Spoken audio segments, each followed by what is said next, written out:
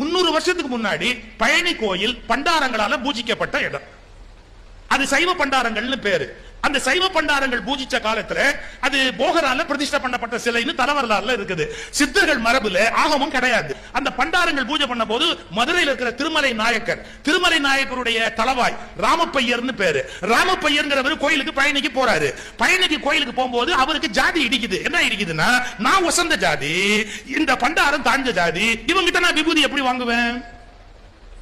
Sir, நான் என்ன கேட்கிறேன் நீங்க புரிஞ்சுக்கணும். என்னன்னா, இப்ப இருக்கிறவங்களை மாத்தினா ஆகமத்தை மாத்தாத, மரபை மாத்தாதன்னு 300 வருஷத்துக்கு முன்னாடி நீ மரபை மாத்தினியே, அது எந்த நியாயத்தோட சேர்த்து? 300 வருஷத்துக்கு முன்னாடி யாரை கேட்டு நீ மரபை மாத்தின?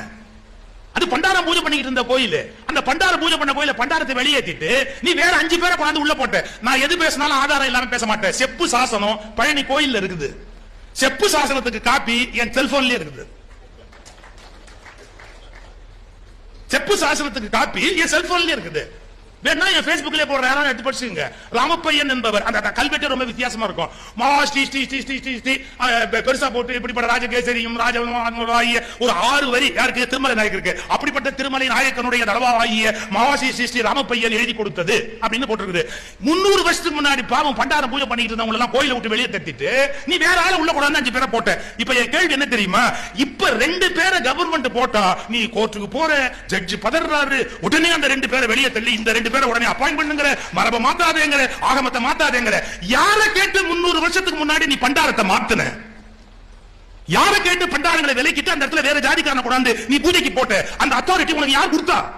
அப்ப என்ன அர்த்தம் அப்படின்னு கேட்டா, இந்த உலகத்தில் தமிழனை யார் வேண்டுமானாலும் விலக்கி விட முடியும், ஆனால் மற்றவர்களை யாரும் விலக்க முடியாது என்கிற ஒரு வர்ண பேதம் இந்த நாட்டில் கொடுமையாக நிலவிக் கொண்டிருக்கிறது. சும்மா எதுக்கட்டாலும் ஆகமா ஆகமா ஆகமம்னா உங்க சௌரியத்துக்கு மட்டும்தான் ஆகமமா? மற்ற இடத்துல எல்லாம் ஆகமத்தை பார்க்க மாட்டீங்களா?